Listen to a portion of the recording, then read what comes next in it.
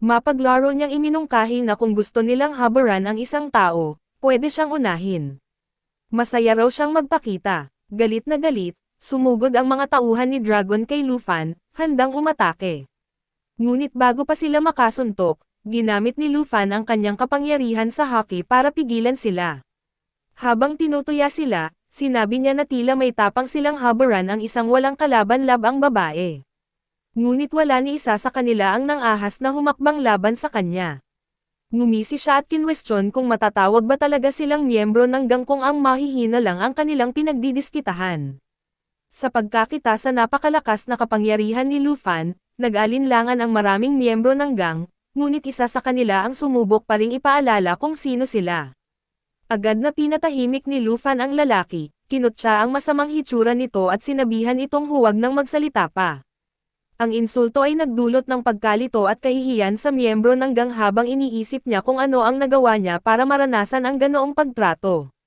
Samantala, nagmakaawa ang babae kay Dragon na pakawalan si Lufan, sinisiguro rito na hindi dapat hawak ni Lufan ang video. Ipinilit niya na tinutulungan lang siya nito. Gayunpaman, biglang naglabas ng hamon si Dragon, nagmungkahi ng isang laro ng darts. Walang pag-aalinlangang tinanggap ito ni Lufan. Nagbulungan ang mga tao, hinuhulaan ang pagbagsak ni Lufan. Alam ng lahat na si Dragon ay may pambihirang galing sa darts at halos imposibleng umiwas sa kanyang mga tira. Nang magsimula ang hamon, naghanda si Lufan, naghahanda na umiwas ng buong lakas, na ang layunin ni Dragon ay makuha ang tagumpay sa pamamagitan ng panlilinlang sa pamamagitan ng paghagis ng 3 darts sa eksaktong parehong lugar, na sinasabing habang posible ang pag-iwas sa isa, imposible ang pag-iwas sa 3. Tinukoy niya ito bilang kanyang pinakamahalagang killing technique. Gayunpaman, sa pagkabigla ng lahat, walang kahirap-hirap na nahuli ni Lufan ang lahat ng 3 darts sa loob ng kanyang tasa. Ang buong gang ay hindi makapaniwala. Naghiyawan ang babae sa tabi niya, kumbinsido na nanalo sila at dapat na silang umalis agad. Ngunit bago pa sila makatakas, muling pinalibutan sila ng mga miyembro ng gang ni Dragon. Napangisi si Dragon at sinabing malaya nang umalis si Lufan, pero ang babae ay hindi papayagang makaalis. Ngunit matatag na tumayo ang babae at matapang na sinabi na hanggat nasa tabi niya si Lufan, wala siyang kinatatakutan. Buo ang loob niyang sinabi kay Dragon na hindi siya nito kayang saktan. Nang makita ni Lufan ang pagkairita ni Dragon, ngumiti siya at sinabi na dahil si Dragon mismo ang unang hindi tumyupad sa usapan, wala rin siyang dahilan para tuparin ang sa kanya. Walang pag-aalinlangang tinayre niya si Dragon sa kabila nitong mata, dahilan para mapasigaw ito sa sakit.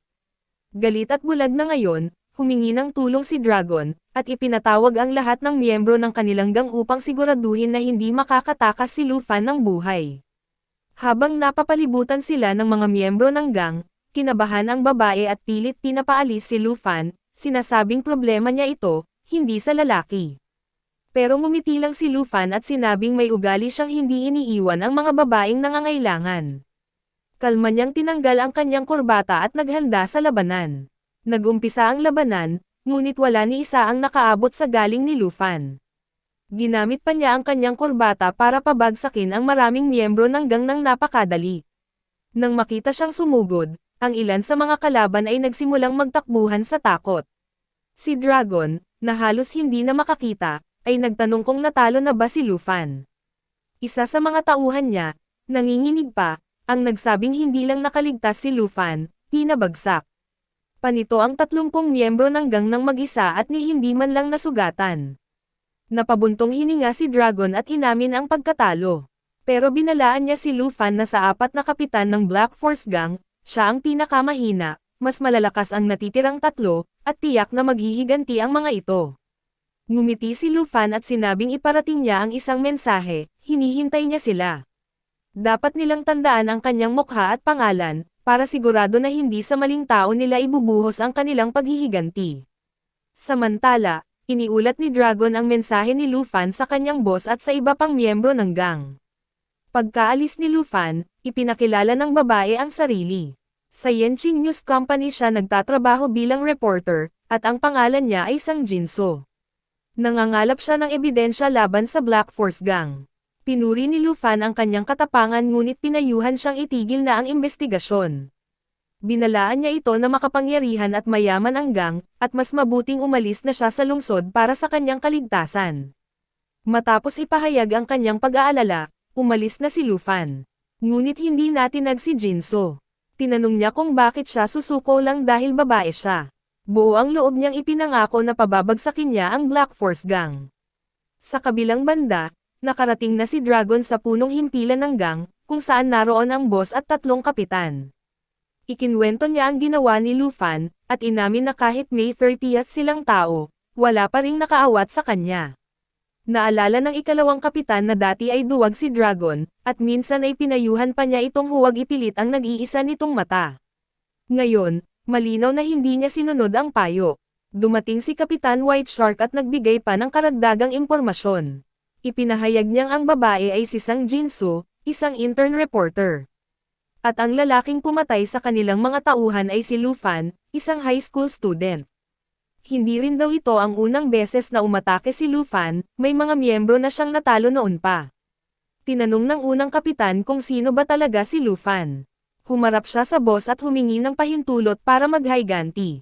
Ngunit inakusahan siya ni White Shark na ginagamit lang ang kapangyarihan ng gang para sa pansariling galit, kaya nauwi sila sa pagtatalo. Pumagit na ang boss at sinabing wala ng dahilan para magtalo-talo pa. Kilala na raw ni Captain Wild Tiger si Lu Fan at siya na ang baalang humarap dito.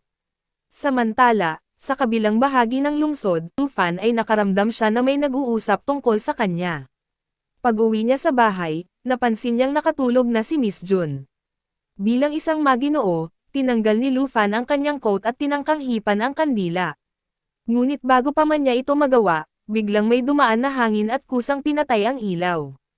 Habang pinagmamasdan si Lu Fan, napansin ni Miss Jun na hindi ito mukhang mayabang o bastos, bagkus, tila nahihiya pa nga, kaya siya ay kinabahan.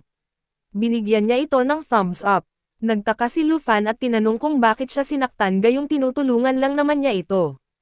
Humingi ng paumanhin si Miss Jun at ipinaliwanag na nagulat lang siya dahil bigla na lang may lumitaw sa harap niya sa gabi. Habang nilalagyan niya ng yelo ang kanyang kamay, naalala niya ang sinabi ng kanyang lolo, na si Lu Fan ay isa sa pinakamagaling na sundalo. Tinanong niya kung totoo ito. Kinumpirma ni Lu Fan na totoo ang sinabi ng kanyang lolo. Aniya, isa siyang world-class na sundalo na kilala sa buong mundo bilang Superman.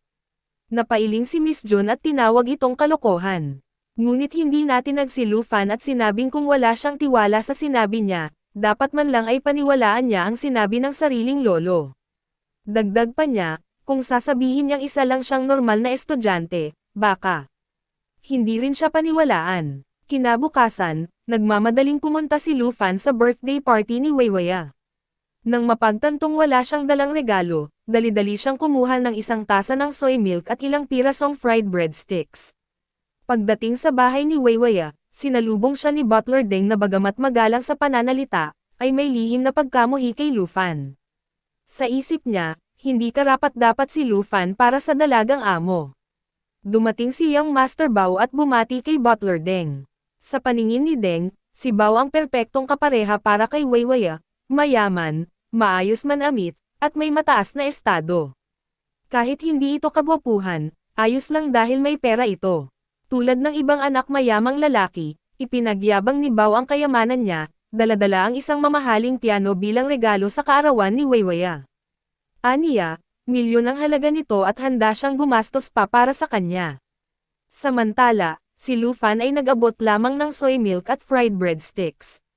Napailing si Butler Deng, kumbinsidong magagalit si Weiwei at ibabato kay Lu Fan ang pagkain sa mukha. Masayang tinanggap ni Weiwei ang regalo ni Lu Fan habang tuluyang binaliwala ang mamahaling regalo ni Bao. Nang makita ito, napanganga sa gulat si Butler Deng at si Young Master Bao. Pagkatapos, sa kanyang kwarto, masayang kinain ni Weiwei ang pagkaing dala ni Lu Fan. Inamin niyang hindi siya kumakain ng street food, pero dahil galing iyon kay Lu Fan, ginawa niya ang isang espesyal na exception. Laking gulat niya nang matuklasang masarap pala ito. Samantala, sa main hall, ipinakilala ni Bao ang sarili kay Lu Fan. Ipinagmamalaki niyang siya si Baning Shen, isa sa 8 pinakamahusay na Young Masters ng Yangchang. Sinabi niyang bawat Young Master ay may kanya-kanyang talento, at ang kanya ay musika. Habang nag-uusap sila, isang babae ang lumapit at nagtanong kung tungkol saan ang pinag-uusapan. Pagkatapos ay binati niya si Uncle Deng at tinanong ang kalagayan nito. Tuwa namang sinalubong siya ni Deng at sabing si Bubo ay sa wakas bumalik na matapos ang 10 taon. Masayang-masaya siyang muling makita ito at sinabing tatawagan na niya ang dalagang amo, siguradong matutuwa itong makita ang matalik niyang kaibigan. Hindi na impress si Bao at sinabing hindi niya akalaing may kaibigan palang mukhang pulubi si Weiwei. Tinangka ni Bubo na sipin si Bao, pero bigla siyang tumigil at malamig na binalaan ito. Sinabi niyang kung magsasalita pa si Bao, sisiguraduhin niyang babagsak ang katawan nito sa sahig at mawawala ang lahat ng hangin sa kanyang tiyan. Namangha si Lufan sa bilis ni Bubo. Nang humarap ito sa kanya at tinanong kung may problema rin ba siya, mabilis na umiling si Lufan at sinabing wala siyang problema at isa siyang mabuting tao. Dumating naman si Weiwei at masayang niyakap si Bubo, sabay sabing 10 taon na pala mula noong huli silang nagkita. Naalala niyang magkasama silang dalawa sa elementarya at mula noon ay naging matalik na magkaibigan. Gulat siya sa laki ng ipinagbago ng katawan ni Bubo, dati raw ay maliit ito at mukha pang batang babae mula sa mayamang pamilya. Tumawa si Bubo at ipinaliwanag na matapos niyang mag-aral sa ibang bansa, nagsanay siya ng martial arts at boxing. Sinabi ni Bubo na dahil kaarawan ng kaibigan niya, sakto ang pagbalik niya kaya nagpasya siyang dumalo sa selebrasyon. Nang mabanggit ni Weiwei ang mga kamakailang pag-atake sa kanya, agad siyang niyakap ni Bubo at sinabing siya na ngayon ang magiging bodyguard niya. Laking ginhawa ni Weiwei at nagyayang mamili sa labas, sabay yaya kay Lufan na sumama. Nag-alinlangan si Lufan at sinabing isa lang ang kasya sa motor niya. Tumanggaw si Weiwei at sinabing hindi naman lahat kakasya. Ngunit mayabang na sinabi ni Lufan na siguradong may sasakyan si Bao dahil mayaman ito. Naiirita si Bao at tumanggi na isama sila. Ngunit ngumiti lang si Lufan at sinabing kung gusto ni Bao na sumama sila lahat, pwede naman siyang magsilbing driver nila. Kung hindi, mananatili na lang siya kasama ni Bao sa bahay. Sa huli, napilitan si Bao at sumama rin. Sumakay sina Weiwei at Bubu sa motor ni Lufan, habang sina Lufan at Bao ay magkasamang bumiyahe gamit ang kotse ni Bao. Habang nasa daan, tinukso ni Lufan si Bao tungkol sa timbang nito at sinabihang bilisan ang takbo. Naiinis si Bao at sinabing hindi siya driver ni Lufan at hindi siya pwedeng utos-utusan. Habang nagmamaneho, napansin sila ng mga tao at pinag-usapan, mayaman daw silang tingnan at ang cute ng babaeng kasama nila. Pagdating sa lugar ng pamimili, napabuntong hininga si Lufan at nagreklamong sobrang boring mamili. Inamin niyang kung hindi lang siya binabayaran sa trabahong ito, hindi siya papayag na sumama. Si Bao naman ay iritang-iritang nagdadala ng maraming shopping bags. Pinaliwanag ni Lufan na dahil may pera si Weiwei at kaya nitong bumili ng mga mamahaling bagay tulad ng piano, nararapat lang na tulungan siya. Pinayuhan niya si Bao na tumulong ng walang reklamo, at baka sakaling mapalapit siya kay Weiwei. Napaisip si Bao at, kahit labag sa kalooban, pumayag na rin. Pagdating nila sa isang restaurant, masayang-masaya si Weiwei at sinabing iyon ang pinakamagandang araw ng buhay niya. Hindi pa raw siya nakatikim ng ganoon kasarap na pagkain. Nakangiting sinabi ni Bubo na lalo pang gumanda at naging cute si Weiwei sa paglipas ng mga taon. Pero dagdag pa niya, hindi raw bagay si Bao para kay Weiwei. Na-offend si Bao at galit na sumagot, tinatanong kung paano nagkaroon ng lakas ng loob si Bubo na suran siya. Nagyabang pa siya na kung gugustuhin ni Weiwei, kaya niyang bilhin ang buong restaurant para sa kanya. Ngunit hindi na-impress si Weiwei at malamig na tumugon, kung ayaw niya sa lugar, wala rin namang saysay na bilhin ito. Biglang lumapit ang isang waiter sa kanilang mesa dala ang kutsilyo. Agad na naramdaman ni Bubo ang panganib at mabilis na hinagis ang sarili niyang kutsilyo. Pero bago ito tumama, mabilis na gumalaw si Lufan at hinarang ito gamit lamang ang tinidor. Nagulat si Bubo nang malaman na ang waiter ay simpleng naghahatid lang pala ng kutsilyo sa kabilang mesa, wala itong masamang intensyon. Mahigpit na pinagsabihan siya ni Lufan na mag-isip muna bago umatake, dahil muntik na siyang makapatay ng inosenteng tao. Namangha si Bubo sa kung gaano kadaling na-block ni Lufan ang kanyang atake. Napaisip siya kung sino nga ba talaga si Lufan. Pero sa halip na magyabang, kalmado lang na sinabi ni Lufan na isa lang siyang simpleng kaklase ni Weiwei. Mabilis namang sumabat si Weiwei at buong pagmamalaking ipinakilala siya, kinumpirma na si Lu Fan nga ang kaklase niya, at siya rin ang nagligtas sa buhay niya noong siya ay kinidnap. Tumango si Bubo at sinabing, "Okay, then grateful." Dinugtungan pa niya ng, "Salamat sa pagligtas sa buhay ng matalik kong kaibigan." Ngumiti si Lu Fan at pabirong sumagot, "Well, kung tutuusin, parang ako na rin ang bodyguard ni Weiwei ngayong araw."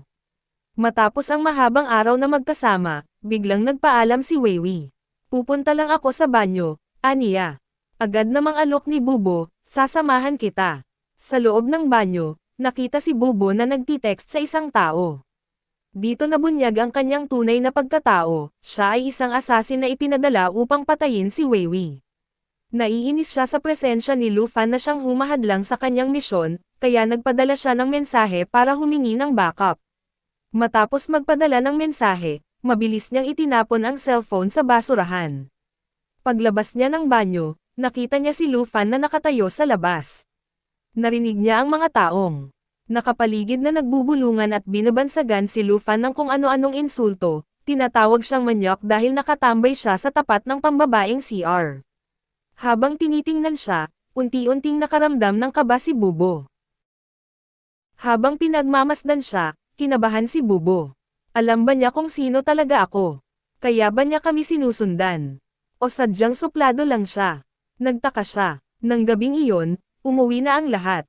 Humarap si Weiwei kay Bubo at ngumiti. "Ngayon ang pinakamasayang araw sa buhay ko dahil nakasama kita." Pagkatapos ng kanilang usapan, pumunta si Weiwei sa kanyang kwarto para magpalit. Samantala, kinausap ni Lu Fan si Bubo, may bahid ng kalungkutan ang kanyang boses. "Alam mo, naaawa ako kay Weiwei. Bata pa siya, matamis, mabait, at gayunpaman, malapit na siyang mapatay.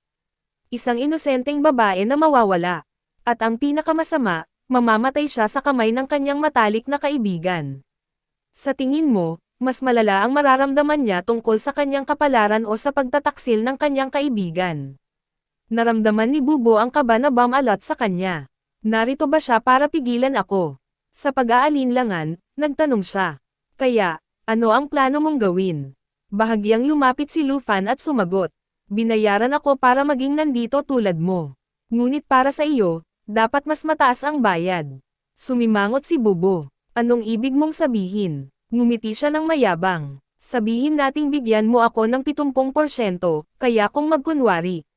Magkunwari akong binugbog. Sa ganoong paraan, magkakaroon ka ng pagkakataong patayin si Weiwei nang walang istorbo." Ngumisi si Bubo, umiiling. "Alam ko eksakto kung anong klaseng kalokohan ang sinusubukan mong gawin." Hindi nagbago ang ekspresyon ni Lu Fan. "Kung hindi mo gusto ang presyo, maaari tayong makipagtawaran. Ano sa tingin mo?" Bago pa siya makasagot, nakarinig silang dalawa ng biglaang paggalaw. Nagmamadaling sumugod si Bubo, na alarma. Ngunit mas mabilis si Lu Fan, narating ang lugar sa isang talon. Laking gulat nila, si Weiwei ay naglalaro lang sa kanyang pusa.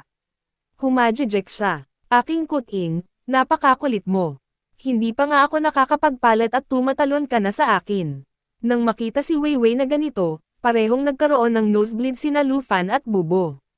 Napahiya, namula si Weiwei. "Mga baliw, anong ginagawa ninyong dalawa rito? Lumabas na kayo ngayon." Nagkibit balikat si Lu Fan. "Ginagawa ko lang ang trabaho ko. Pero itong baliw na ito," sabi niya, sabay turo kay Bubo, "ay naninilip." Samantala, nagkaroon ng kaguluhan sa pasukan. Isang binata ang dumating. Nang makita si Young Master Chi, nanigas si Uncle Deng at namutla ang mukha. Ngumisi si Chi. "Ito ang sorpresa ko. Hindi ko man lang sinabi kay Uncle Jin na darating ako sa birthday party ni Weiwei. Kaya makinig kayong lahat, walang sino man sa inyo ang dapat manghimasok." Nagbulungan ang mga tao sa pagkamangha. Wala pa siyang 20 taong gulang. Isa siya sa top 20 bilyonaryo sa mundo. Nandito ba talaga siya para kay Weiwei? Nagpatuloy siya, "Nag-book ako ng 5-star hotel at naghanda ng engranding selebrasyon. Lahat kayo ay maaaring pumunta doon at mag-enjoy sa party.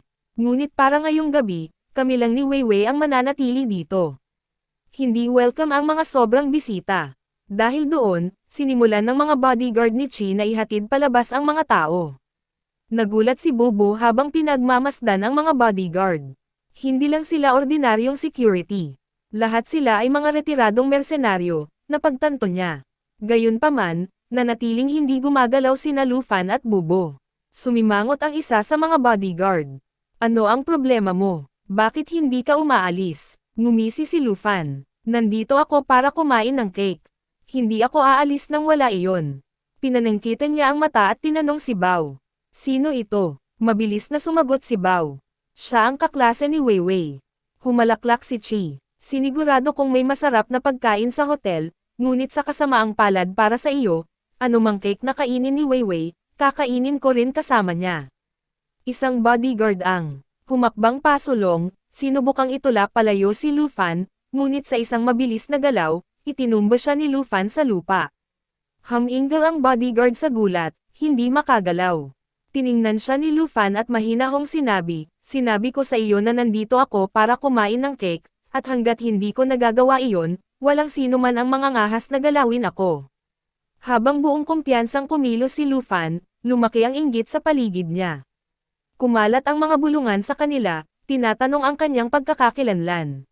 Ang ilan ay nagbulungan na naglakas loob siyang hamanin ang autoridad ni Young Master Chi. Habang nagpapalitan ng salita sina Lufan at Chi, dumating si Uncle Jin, kasama si Weiwei. Si Chi, na sadyang mapanghalina, ay kinuha ang kamay ni Weiwei at marahang hinalikan bago batiin siya ng maligayang kaarawan. Pagkatapos ay inihayag niya na nagdala siya ng isang bihira at magandang regalo, isang bulaklak na snow fairy mula sa bundok Tai. Ang bulaklak na ito ay namumulaklak lamang minsan sa bawat 70 taon, paliwanag niya. Mayroon ka pa bang gustong isalin o malaman? Ipinaliwanag niya, ang nectar nito ay may kapansin-pansin na katangian. Sino mang uminom nito ay hindi tumatanda. Maging ang mga paro-paro na umiinom ng katas nito ay nananatiling bata at buhay sa loob ng maraming siglo. At Weiwei, gusto kong manatili kang kasing bata at kasing ganda. Nag-alinlangan si Weiwei, nakatingin sa pinong bulaklak. Napaka-precious nito. Hindi ko ito matatanggap. Bago pa siya makapagsalita, ngumisi si Lufan, huwag kang magpabola. Ang tinatawag na priceless flower, na ito ay walang halaga. Wala ito kumpara sa regalo na dinala ko. Tinaasan niya ng kilay, ngumisi. Oh, at anong engranding regalo ang dinala mo? Sa pagkakaalala ko, toyo at breadsticks lang iyon. Kung kulang ka sa kaalaman, mas mabuting manahimik. Ngumisi rin si Lufan. Kahit papaano, ang regalo ko ay nakakain ng mga tao, ganti niya. Tungkol naman sa bulaklak mo, katawa-tawa ang mga sinasabi mo. Ang dahilan kung bakit matagal mabuhay ang mga paro-paro ay hindi dahil sa nectar ng bulaklak na ito. Dahil ito sa kanilang biology. Nagkakaroon sila ng parang hibernation, pinababagal ang kanilang pagtanda. Walang kinalaman ang bulaklak dito. Ang tiwala na ekspresyon ni Chi ay nanghina nang malaman niya ang katotohanan. Niloko ako ng tindero na iyon, naisip niya. Gumapang ang kahihiyan sa kanya habang kumakalat ang mga bulungan ng tawa sa gitna ng mga tao. Ikinros ni Lufan ang kanyang mga braso. Maaaring wala akong pera tulad mo, ngunit may utak naman ako. Naningkit ang mga mata ni Chi. Nakikita ko na ito. Gusto mo ang aking asawa at ngayon hinahamon mo ako. Ang kanyang boses ay may bahid ng pagkaaliw. Sige, tinatanggap ko. Ikinilos ni Lufan ang kanyang mga balikat. Hindi ako aalis sa party na ito hanggat hindi ito tapos. Humarap siya sa grand piano sa sulok. Kung gayon, gawin nating kawili-wili, deklara niya. Gumawa ako ng isang espesyal na pyesa para kay Weiwei. Ituring mo itong pangalawang regalo ko sa kanyang kaarawan. Umupo siya at nagsimulang tumugtog. Habang ang eleganteng melodya ay pumuno sa silid, paghanga ang kumalat sa mga tao. Nagbulungan ang mga bisita tungkol sa talento ni Chi, pinupuri siya sa pagiging hindi lang mayaman at gwapo, kundi pati na rin sa pagiging mahusay sa musika. Nakikinig ng matamang si Weiwei, pagkatapos ay sumulyap kay Lufan. Oo, may talento siya, ngunit mas kaakit-akit si Lufan. Huminto siya, nagulo ang kanyang mga iniisip. Huminto siya, lumalim ang kanyang iniisip. Teka, pinipili ko ba sila batay sa musika? Si Bubo, na nanonood mula sa gilid, ay nakaramdam ng pangamba. Talo si Lufan sa round na ito. Nang maglaho ang huling nota, pumalakpak si Uncle Jin. Isang kahanga-hangang pagtatanghal, pagkilala niya. Gayunpaman, humarap siya kay Lu Fan na may malalim na tingin. Ano man ang mangyari ngayong gabi, tiwala ako na paprotektahan mo si Weiwei. Humakbang pasulong si Lu Fan, inilagay ang kanyang mga kamay sa piano. Hindi ako masyadong marunong sa musika, pag-amin niya. Kaya, tutugtugin ko na lang ang pyesa na tinugtog mo. Tumawa siya. Imposible yan. Ako ang gumawa nito. At hindi mo pa ito narinig. Sa tingin mo ba makokopya mo lang ito ng perpekto? Walang ano-ano, nagsimulang tumugtog si Lu Fan. Sa sandaling dumampi ang kanyang mga daliri sa mga tipa, isang kakaibang melodya ang pumuno sa hangin. Lumaki ang pagkalito sa bulungan ng mga manunood. May mali, dumilim ang ekspresyon ni Chi nang marealize niya. Tinutugtog niya ang pyesa ko ng pabaliktad. Hindi lang iyon, pero wala siyang namimiss na nota. Nanlaki ang mga mata ni Weiwei. Ang galing pala talaga. Isang tensyong katahimikan ang sumunod. Pagkatapos ay huminga siya ng may pagkadismaya. Nagpatalo ako. Tumalikod siya at umalis. Habang nagsasaayos ang mga tao, sa wakas ay dumating ang birthday cake ni Weiwei. Binati ng lahat si Weiwei ng maligayang kaarawan, at buong pasasalamat niya silang pinasalamatan. Samantala, naramdaman ni Bubo na dumating na ang sandali. Habang ipinipikit ni Weiwei ang kanyang mga mata para maghiling, may biglang sumugod sa kanya mula sa gilid. Sakto, hamarang si Bubo at pinigilan ang sumalakay. Lumabas na ang sumalakay ay walang iba kundi ang lalaking dumating para tulungan si Bubo. Gayunpaman, nang makita ni Bubo na pinoprotektahan niya si Weiwei, na-realize ng lalaki na pinagtaksilan siya ni Bubo. Galit na galit, sumugod siya kay Bubo, inakusahan siya ng pagtataksil at idineklara, "Traidor siyang 28, hindi kita palalampasin." Habang naglalaban sila, lumabas sila sa isang koridor at pumasok sa isang hiwalay na silid. Tinukso ng assassin si Bubo, tinawag siyang 28 at sinabing malapit na ang kanyang katapusan. Isang mabangis na labanan ang sumunod sa assassin. Sinabi ng assassin na alam niyang hindi niya kailanman matutumbasan ang kanyang lakas. Samantala, natapos ng tumugtog si Lu Fan at si Weiwei, matapos maghiling, ay laminggalinga ng may pagkalito, nagtataka kung nasaan na si Bubo. Nang patayin na ang mga kandila, tiniyak ni Lu Fan sa kanya na pupuntahan niya at hahanapin si Bubo. Bumalik sa labanan, nahihirapan si Bubo laban sa assassin. Sinabi ng assassin na ang kanilang bilang ang nagtatakda ng kanilang lakas at inamin na hindi niya kailanman matatalo si 86. Sinubukan niya ang isang e-strike, ngunit madaling naharangan ni 86 ang kanyang atake. Si Bubo, na nakaramdam ng pagkakaiba sa lakas, ay inamin na ang lakas ng isang top-tier killer ay ibang level. Gayunpaman, sinuntok ni Bubo si 86 sa ulo, na lalo lang ikinagalit ng assassin, na naglunsad ng isang nakamamatay na ganti. Sakto nang sasampa ang atake, dumating si Lu Fan, tinawag si Bubo at pinaalalahanan siya na naghihintay si Weiwei. Pagkatapos ay tinanong ni Lu Fan si Bubo tungkol sa kanyang orihinal na misyon, tinatanong kung bakit hindi niya tinuloy ang pagpatay kay Weiwei. Si Bubo, na halatang nagulantang, ay umamin na si Weiwei ang kanyang matalik na kaibigan at hindi niya kailanman kayang dalhin ang bigat ng pagkakasala sa pagkuha ng kanyang buhay. Si Lu Fan, na may ngiti ng pagsisisi, ay ipinaalam sa kanya na ang kanyang desisyon ay nangangahulugang hindi na siya makakatanggap ng anumang bayad. Sinabi ng assassin na dahil nasaksihan ni Lu Fan ang lahat, kailangan din siyang mamatay doon. Bilang tugon, ngumisi si Lu Fan at hinamon siya. Sinabing kung balak siyang patayin ng assassin, dapat niyang subukan. Nang walang pag-aalinlangan, inactivate ni Lu Fan ang kanyang hockey power, ginamit ang sariling espada ng assassin laban. Dito at tinusok ito sa isang iglap. Ang assassin, lubos na nagulat, ay nahirapang intindihin kung kailan nangyari ang atake. Nagulat si Bubo, hindi niya maintindihan kung paano madaling natalo ni Lu Fan ang taong labis na nagpahirap sa kanya. Sa sandaling iyon, sumugod ang pulis sa silid. Nang makilala si Lu Fan, naaalala ng isa sa mga opisyal na naaresto na siya dati. Inakusahan ng opisyal si Lu Fan ng paggawa ng pagpatay. Ngunit bago siya makapagpatuloy, namagitan si Mr. Jin, na nagsabing si Lu Fan ang bodyguard ng kanyang anak na babae at sinusunod na lamang niya ang ating sumalakay.